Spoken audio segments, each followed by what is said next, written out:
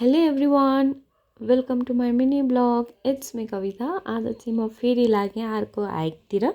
म चाहिँ मेरो रुमबाट निस्केँ, टुई टुई टुई टुई टुई गरेर म चाहिँ हाम्रो गर्ल्सहरूबाट जाँदैछु। हामी चाहिँ सबैजना चाहिँ होस्टेल ग्याङ हो। हामी चाहिँ होस्टेलमा चाहिँ पहिला सँगै बसेको सबैजना, सो धेरै पछि चाहिँ हामी चाहिँ भेट भएको छौँ र अनि हामी चाहिँ एउटा हाइक जाऊँ भनेर रेडी भएको। अब चाहिँ हामी चाहिँ निस्क्यौँ रुमबाट सबैजना।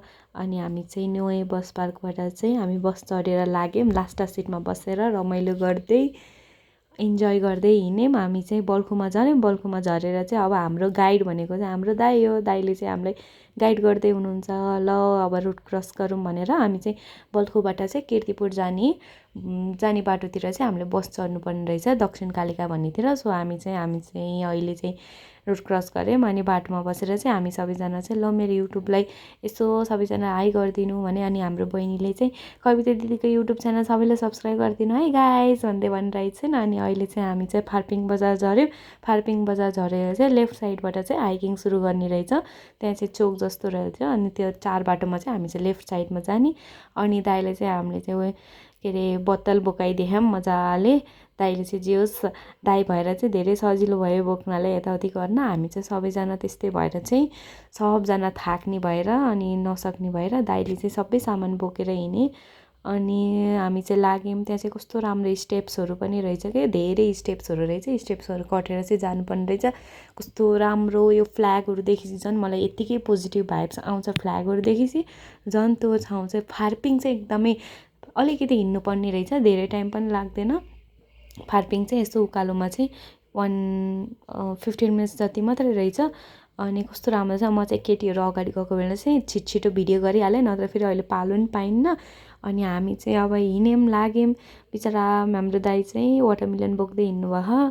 अनि हामी चाहिँ बाटोबाट गीत बजाउँदै नाच्दै रमाइलो गर्दै हिँड्यौँ सबैजना। कति रमाइलो भयो त हामी।